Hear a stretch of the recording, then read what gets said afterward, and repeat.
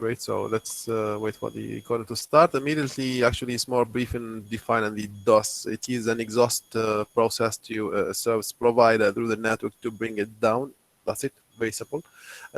Techniques behind of that, actually, it is based on just bringing resource enabled to fulfill a list of queries. We talk mainly about the three handshake process. This is actually described here by the word classic.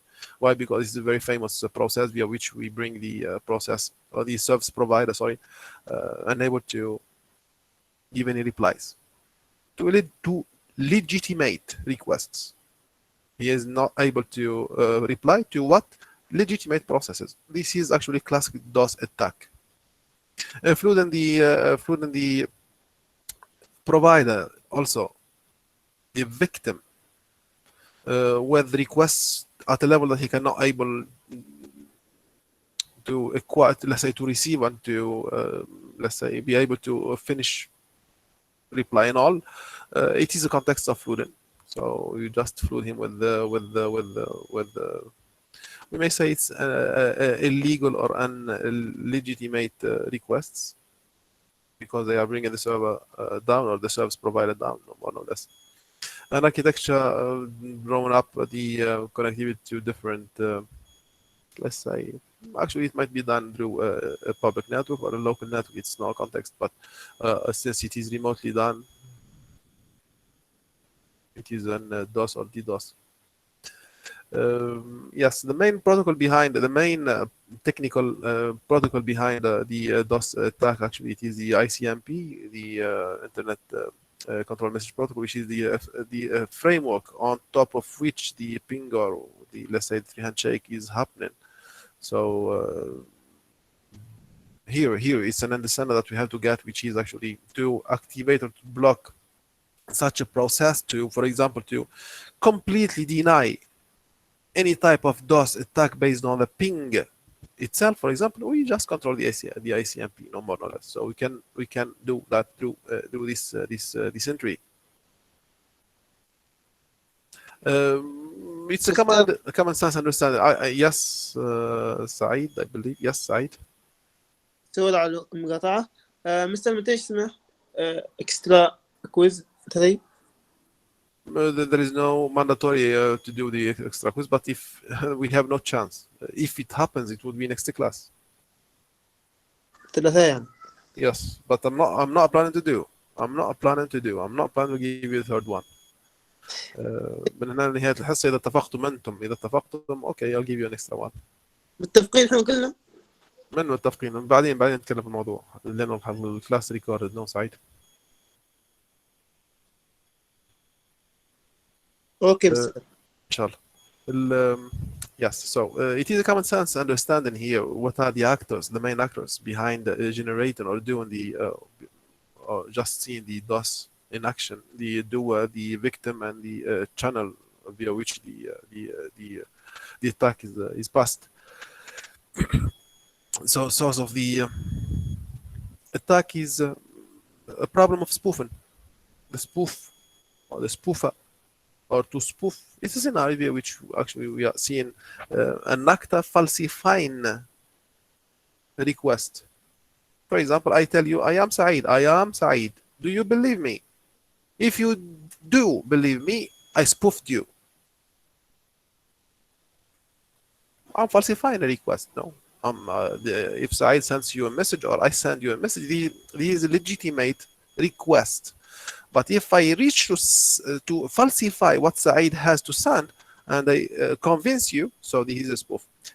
The same way, exactly the same way, exactly, and specifically here, the scenario we are talking about the source. So if a request has been falsified, whether the content itself or the destination, sorry, the source who did that, so we are talking about a spoof, no more, no less. This scenario actually it is not one of the context of the spoof. It's not one of the contexts that we stop at, because he's one of the very famous scenarios. Juhaina had come. Okay, it's one of the very famous scenarios via which we succeed in doing the the DOS. But we can see actually other scenarios interfering in fulfilling and doing the and finalizing the context of this DOS or DDoS. The backscatter as a traffic, it's another scenario via which we reach to both. If it is not available there, it's not, if this type of security here is not set, we may talk about success, a high level, a high potency succeeding doing the DOS or the DDoS. If it's set there, we are able to, let's say, minimize the level of succeeding doing the DOS or the DOS at the level of, let's say, 0%, 1%, 2%, 10%. It's a small number, it's a small percentage of succeeding than when we compare it to a non-available honeypot scenario.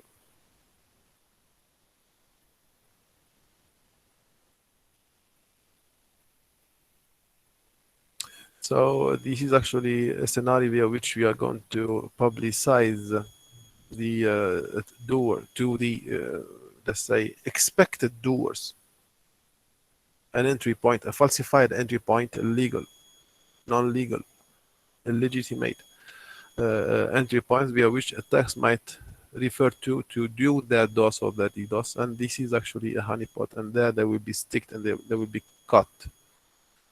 Backscatters. Yes, the very famous 3 handshake, it is based on the SYN Fluden, spoofing Fluden, it is something like that. So it is a 3 handshake. What is it? It's a process via which we see 3 steps to be happening. One, synchronization request, then acknowledgement of synchronization reply, then an acknowledgement of sending to be sent. Sender, receiver, or service provider. The sender requests through a sync at the beginning, before sending media, sending files, requesting to download a page or file or whatever.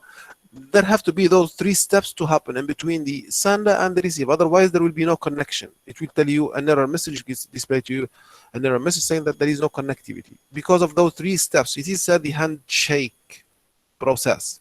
The handshake process, it is 3 steps. The sender sends a synchronization. It's a SYN, SYN,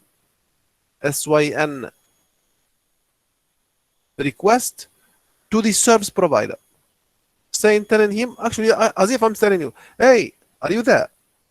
Exactly. If he's receiving the service provider, receiving the SYN, he has to acknowledge. He has to acknowledge by replying by a synchronization acknowledgement packet to say, yes, I'm here. Okay, the sender again sends, okay, I'm sending you data. Wait, I'm sending you data. Wait. This process, this is a handshake. If the service provider receives 1, 2, 3, 10, 100, he can do, but he can handle. But if he receives trillions and exabillion numbers of those handshakes, depends on his capability, actually, he might fail into a denial of service scenario.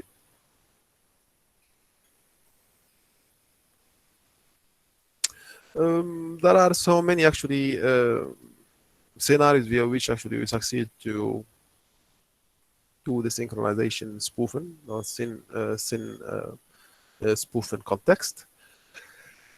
But to make you understand actually what is the SYN spoofing context is a scenario via which we make the service provider actually underestimate, sends a reply, a synchronization acknowledgement packet to a falsified destination somehow. So he has actually, I come back to the graph. A, this is the client, he sent it to the server a SYN request. The server, to whom he has to reply with a SYN acknowledgement, to the client himself. And then after the client, this client has to send acknowledgement, hey, I'm sending you data. To whom? To the same service provider. So client, server, server, client, then client, server. Clear. It does not have to falsify. This is the server and this is the client. It does not have to falsify. So the SYN spoofing, it's a context via which we make, or the attacker makes the service provider makes errors by distinguishing who is the service, the client, or whomever is going to receive the, or who is actually in question of receiving the synchronization acknowledgement, or who is going to send him back the acknowledgement of send. It is a spoofing. It's a SYN spoofing. We are not talking about how. We are not talking about how to make the server makes error to distinguish who is the client. No, we're not talking how. But what is it? SYN spoofing. It is a context of making the service provider mistakes or mistaken, be mistaken to distinguish who is the client, to send him back. I'm saying back. SYN acknowledgement. It's a reply to a SYN.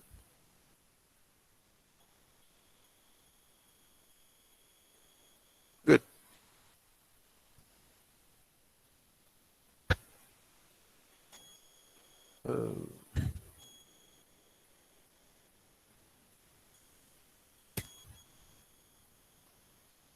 Let me just get a little bit advanced. Those are common reading contexts, actually, because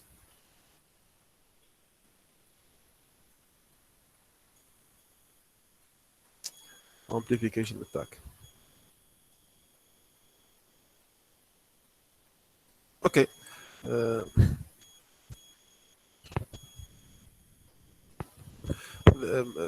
There are scenarios behind actually setting up this certain of denial of service attack on a service provider. See the words I'm using. There are scenarios behind setting up the denial of service attack on a service provider. Means we are going to bring a service provider down. He will not be able to give services while all the services they are available. Example, we are willing to open a web interface service on a web interface, web API. The server is running, the service files are available, but nothing is replied, nothing is open. Why? Because the server, he cannot process the requests to reply. Scenarios to bring such technique happen, there are numerous. Remember that when we say that a server is not able to reply to a request asking for opening a web page, this is a disaster. Why? Because do not expect a server is incapable of just processing 1,000 or 2,000 or even 1 million of SYN requests. No, he will do them just in a matter of 2, 3, 4 seconds. He will finish them all. Servers of today, they are actually a matter of computation. They are very powerful. I'm talking about the commercialized servers. The commercialized service. Thus, we talk about the amplification attacks. Thus, we talk about different DOS attacks, not only the DOS. We talk about the DDoS, distributed denial of service, more powerful than. And not only the simple, we don't talk about the simple actually DOS or DDoS. We talk about more complex techniques via which actually we see actually the DOS and the DDoS in a more severe state. Sense of. We are just making the DOS not to be detected easy. We are making the DOS to be more persistent, and so on.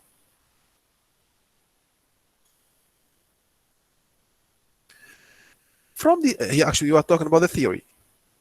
Technically speaking, now, how to make a DOS more severe? What does it mean? DOS more severe? Oh, DOS is a DOS. DDoS is a DDoS, distributed denial of service. No. Actually, a simple. I come back to the same graph I shown you earlier. Here, SYN spoofing. Actually, we may make an attacker might make a service provider replies to a SYN to falsify the client, but not with one SYN acknowledgement with many. Why? Because he did one adjustment into his SYN to make the server replies 300-400 times with SYN acknowledgement to a falsified of spoofed client. The same way, the attacker might use his specific techniques to duplicate, I may say, minimize the size of the packet, the SYN, and generates more SYN requests to the server and send them to the server, to the service provider. This is an amplification context. This is an amplification scenario. So which we are seeing, let's say, a service provider being under attack of, here we talk even a simple DOS, not DDoS, more severe DOS attack. Why? Because of the amplification scenario. He receives actually much more SYN, let's say, if we are talking about the fluid of the classic attack, much more SYN requests, but with a smaller packet size. Yeah, same attacker, but he sends, for example, instead of sending one SYN request, he sends 1,000 SYN requests with 1 bit size each, or for example, with 8-bit size each. Yeah, so this way he has the server has to reply to 1,000 requests instead of 1. They are small, yes, in size, but they are 1,000 requests. So this is an amplified view. And it would be actually falling into a state of being flooded much more easier. This way, the DOS attack might be actually much more successful when we compare to a normal DOS attack. A graph illustrating what I just said right now. A graph illustrating what I exactly said right now. Here we talk about a DDoS attack. This graph here, it illustrates to us the DDoS attack.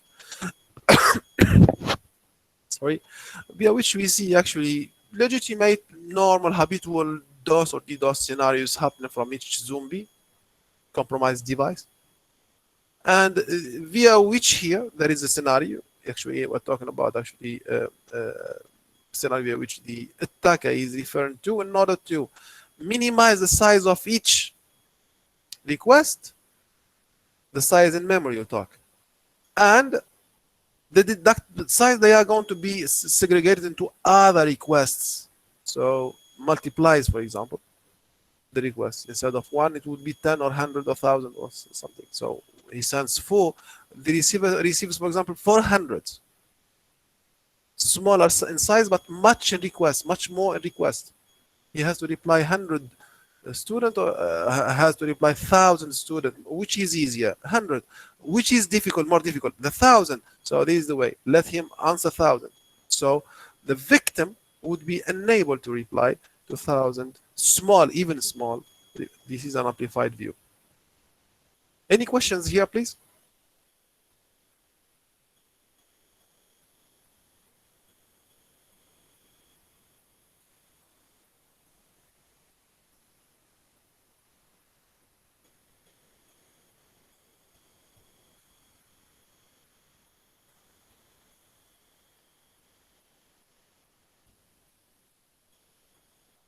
I believe that everything is clear, actually.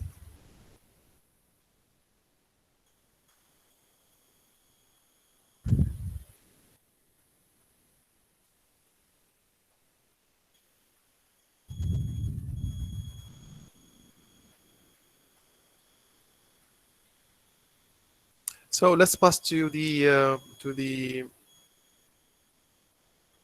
unit number 8, which is actually the last one, and just a small brief, and I'm going to give you about that. I'll not talk a lot. I'll not talk much. In here, we are going to discuss the context of the intrusion, and the context of the man-in-the-middle scenario. We know this, and this is actually a very famous scenario which we see the digital security put in question.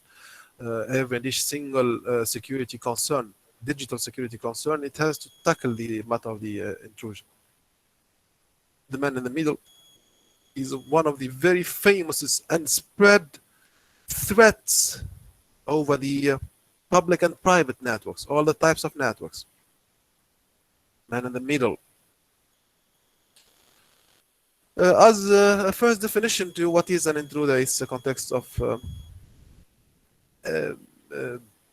interceptor. It might be a computer, might be a human actually, that belongs to a given environment to do illegal tasks like, let's say, privilege escalation, let's say asking for, if he can reach to encrypt or do encryption, he will ask for some ransom or something like that. All the negative and illegal tasks he can do, since he is able to infiltrate. So he would mimic that he is enabled. He will mimic that he is a member of a given environment. Then after he will do all the illegal, as if a virus to execute a payload, no more, no less. No worries, just no examples. Groups that via which we see the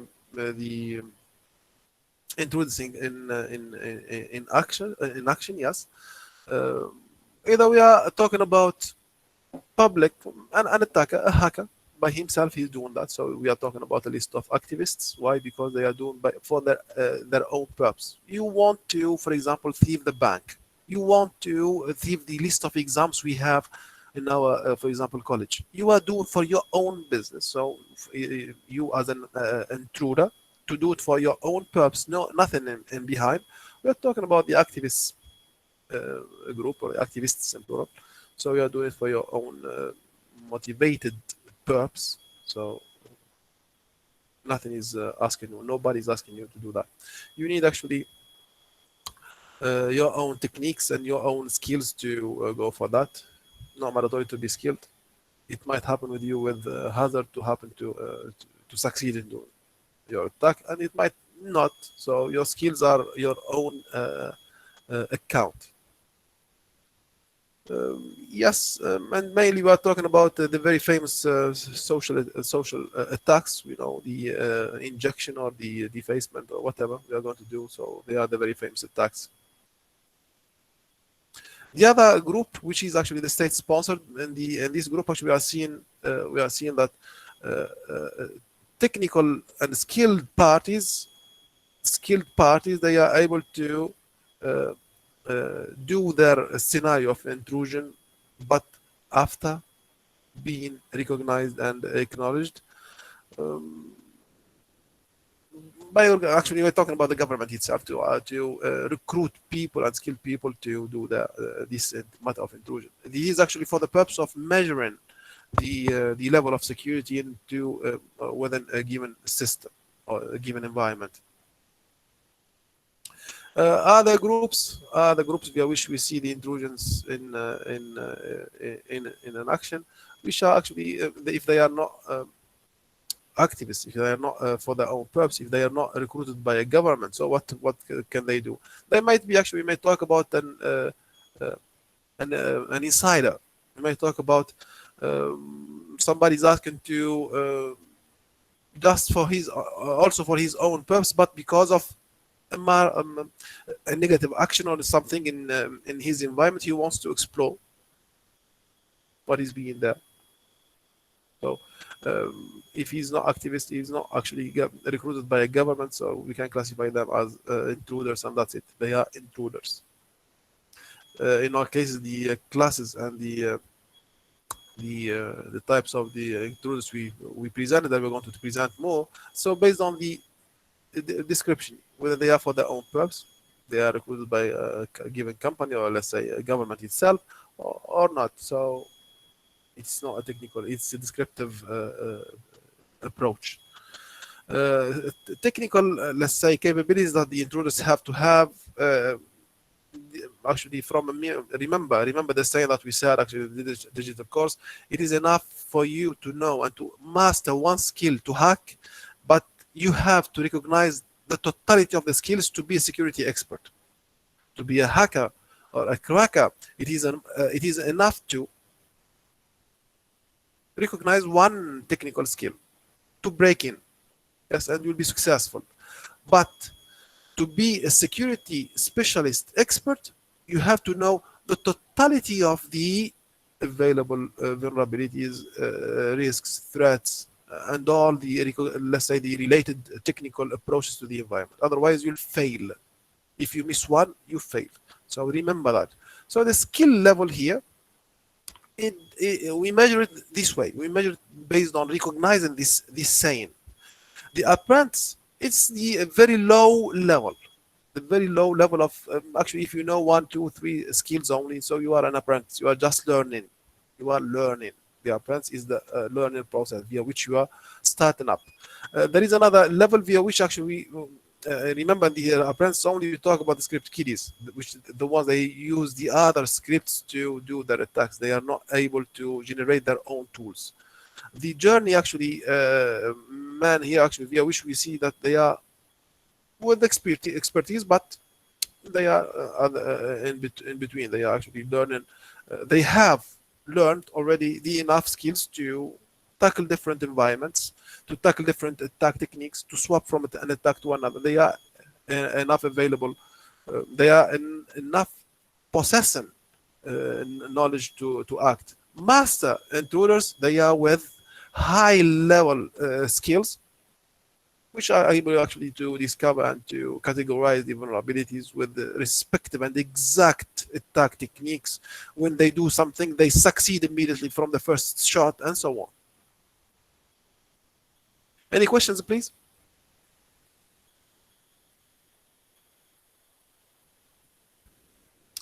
Okay, this way actually we are able to finalize. Actually, if you are okay about the quiz next class, just tell me now. You take the decision now, please.